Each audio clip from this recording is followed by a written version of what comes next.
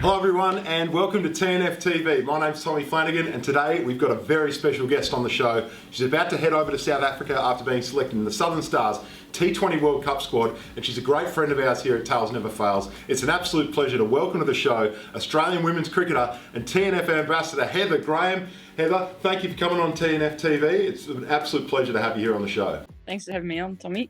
So it was only a month ago you made your international T20 debut over in India, and a lot's happened since then. You took 4 wickets in that debut game. Then in the last game of the series you took 4 for 8, including a hat-trick. Then just over a week ago you peeled off a one-day 100 for Tassie, and now you've been selected in the T20 World Cup squad to go to South Africa. I'd imagine it's been a bit of a whirlwind these past few weeks with so much going on. Yeah, exactly right. That's probably one way to describe it. I think the experience in India was something that I'd probably never thought I'd be able to achieve and see. And I think the fact that in my first game, which is the second game of the tour, there was 47,000 people there, and it ended up going to a super over as well. So it was a pretty amazing debut game. It was pretty cool to be able to experience that, but to be able to, I guess, seal off the series over there and get the job done, which is normally pretty hard to do. We hear so much talk about the men going over there and all that sort of stuff and how hard it is for them, but it's just as hard for us ladies as well, and to be able to get the job done over there was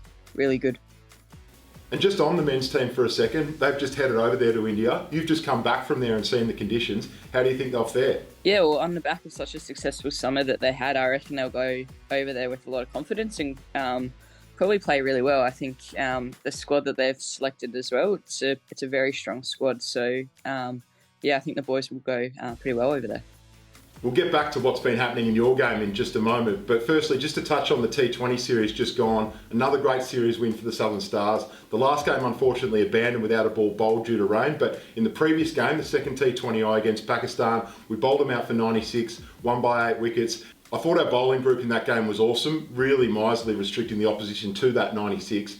The attack now is just so versatile, and in that match all of them played a great role with the ball. It must be awesome knowing that whatever surface you're on and whatever opposition you play against, there's so many options, both spin and pace, that can play a role for the team.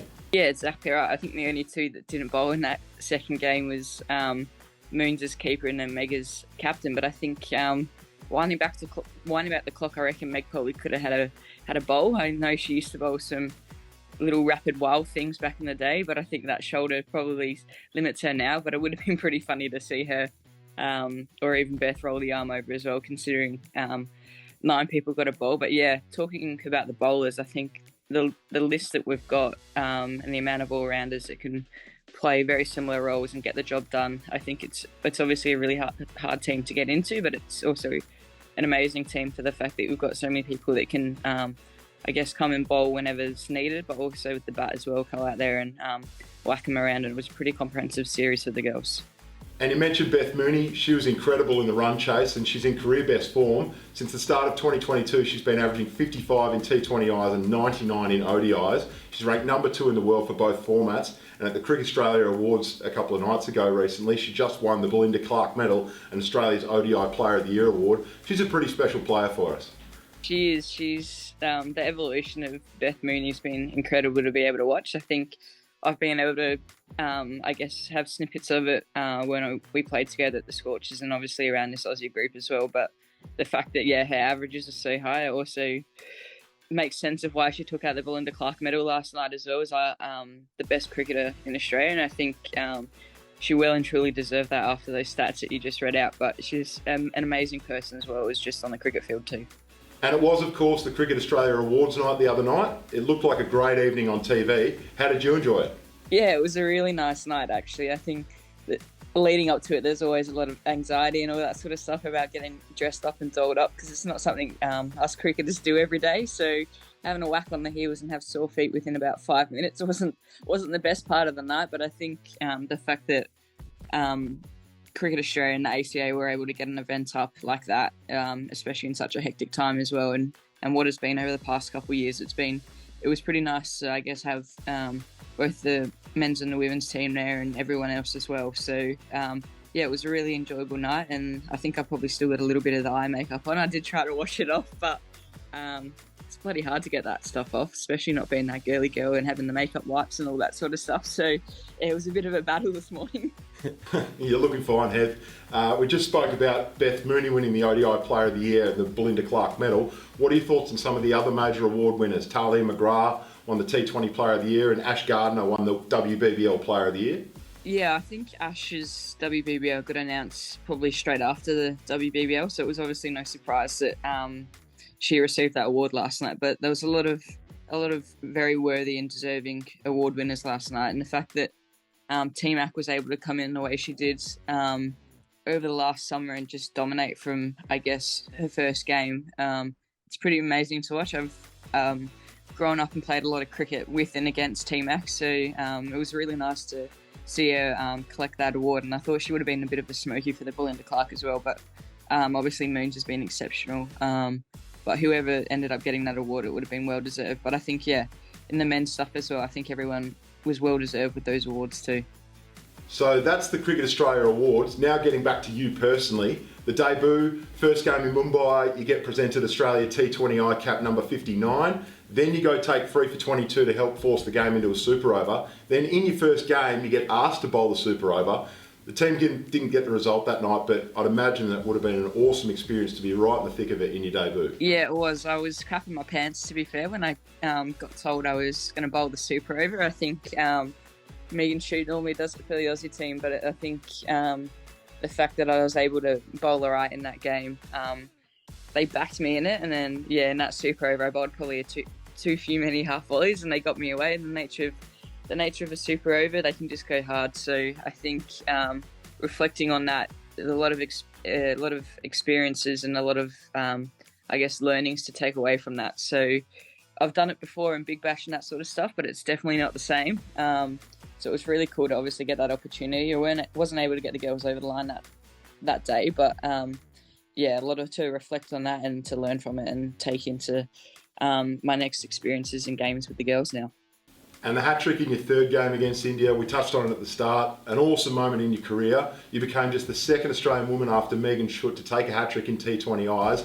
I believe it was stumped, bowled. Run us through that experience, and what's it feel like taking a hat-trick for Australia?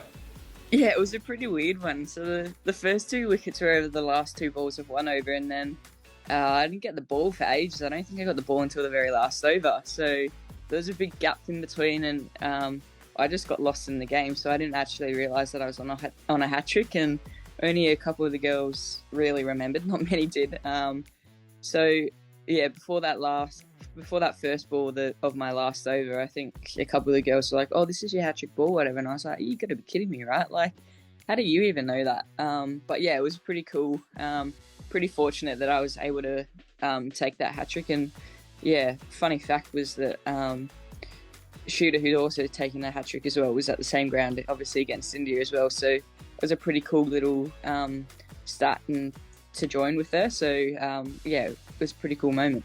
And that 100 you scored for Tassie against ACT just over a week ago now, 13 fours and a 6, striking to run a ball. You came into bat after 2 wickets fell in 3 balls, but you were striking the ball beautifully and gave your team a great chance to win. Your 100 nearly got Tassie over the line in that match. Unfortunately, wickets kept falling around you and ACT got the points, but you'd have to be happy with how you held the innings together and kept your team in the contest. Yeah, exactly. It was nice to be able to get out there and I guess be able to build an innings. I think, as you touched on, probably the most disappointing part was I wasn't able to finish the game, but I think reflecting back on it, in a couple of weeks before that, we'd played up in Queensland, and I don't reckon I probably scored 5 runs in my 2 innings. So it was really nice to be able to get out there. And yeah, midweek, I was just like, I need some half volleys. I need some confidence here. Like, that's all I need. I'm not facing any bowlers. Yeah, so thank God that our coaching staff just threw me half volleys, and I probably owe them a bit of a shoulder recall or something like that during the week, because, yeah, the amount of balls that I faced and I was just trying to whack them everywhere, I think, yeah, put me in really good stead. But touching on that, I think the fact that I'd come off a lot of T20 cricket into 50 over it's actually quite hard to work out the mindset and I guess the way you bat in 50 over cricket. I think it's probably, as we've probably seen in the Big Bash with a couple of the test players coming back, I think you always have a few innings where you're still trying to find your feet and work out the format. So it doesn't matter how much cricket you actually play. I think the fact that we hop from so many different formats now that it's actually still quite challenging. But yeah, I was really fortunate that had a few chats with our coach Jude, and then had a lot of half volleys thrown to me, and was able to have some confidence and I guess get back to the understanding of and constructing a 50 over innings. And your Tassie Tigers, they are in a pretty good spot in the WNCL. Of course, the reigning champs of last season, sitting third at the moment with a couple of games in hand. You're heading overseas for the World Cup now, but do you think the ladies that are still there can give the title a shake this year? Yeah, absolutely. Hopefully we can go back to back. We had obviously a very good season last year with a few people out as well. So our list's really strong, and we've got a really good, I guess, vibe around the group, and everyone's really looking forward to our last 4 games. And hopefully we can win all 4. We've got 2 pretty challenging ones against South Australia, and then a couple against WA as well. So hopefully we can get the points on all of those and make our way into that final. And then now you've been selected in the World Cup squad, leaving for South Africa in a couple of days. How did you find out, and how excited were you? Did you get a phone call or a text from the selectors letting you know you were in, or how did that all unfold? Yeah, this is an interesting one actually. I got a phone call from Sean Flegler, the chair of selectors, and in the phone call was a call about both the T20 series against Pakistan and the World Cup. But there was cars driving past, so I actually couldn't hear that he said the World Cup. And then I got off the phone, and I obviously didn't want to ask him because I didn't want to look like a fool, being like, was that the T20 World Cup as well? Like, thinking I'd be a little bit too big for me boots if I was asking that sort of question. So all I remember is he said that I was in the Pakistan series, and then there was an email coming out later about logistics and all that sort of stuff with some more information. So I was like, got off the phone and I was like to Em, I've made the Pakistan tour, but I actually don't know if I've made the World Cup squad or not. And she was like, well, why didn't you ask? And I was like, I don't have the balls to do that. Like, come on. So then, yeah, got the email probably that night, and then it mentioned in that it was the World Cup squad as well. So I went over to her and I was like, oh my God, it was actually the World Cup. Like, I'm going to South Africa, and absolutely over the moon with it. So a bit of a funny one that I couldn't even hear him on the phone, but yeah, I'm glad that there was a follow-up email that night. And looking at how we're shaping up for the World Cup, during the Pakistan series just gone, everyone's seemingly been in great form. Elise Perry made the unbeaten 50, and Megan Schutt took the 5 for her in the first game to get us going. Darcy Brown's been taking strikes at the top of the innings with a new rock. Alana King spinning a web. The skipper Meg Lanning's back in the team. She looks like she's playing as well as ever. We spoke before about Ash Gardner, the number 1 ranked T20 all-rounder in the world. Talia McGrath, the number 1 ranked T20 batter in the world. And Beth Mooney, Belinda Clark medalist, who makes runs almost every time she goes out to bat. Vice-captain Alyssa Healy didn't play in the Pakistan series, but she did look good in the recent series in India, and she'll be there for the World Cup. Now we head to South Africa for that World Cup. As the 5-time champions, with everyone playing so well, I'm sure they'd have to give the group a lot of confidence that we can go over there and win it again. Yeah, exactly right. I just think you listed off just about the whole squad there. Yeah, it's a pretty formidable team when you come to look at it. It's the fact that they've won 5 already, and I could only imagine the amount of more trophies that they're going to win as a squad as well. I think shows the depth that there is in Australian cricket as well, being able to bring people in and just seamlessly slide into those teams. So yeah, it's going to be a pretty cool experience going over there. I think fingers crossed we'll bring back the trophy, but you never know. I think the game in the world at the moment is rapidly developing. So there's so many other amazing countries out there. They're going to give us a good run for our money. And of those opposing teams, which of them do you feel at this stage are shaping up to be the biggest threats to Australia throughout this tournament?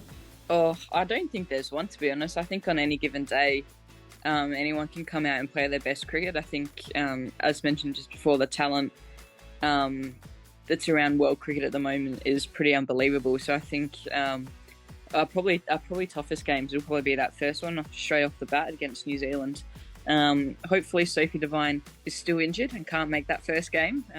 Fingers crossed she's still in the moon boot, but nevertheless, they're going to be a really strong team to come up against that first game. So they will give us a good front for our money. And then the likes of South Africa at home, I'm sure they're going to be a pretty strong team. And like always, India and England all pretty competitive teams, especially India after that last series.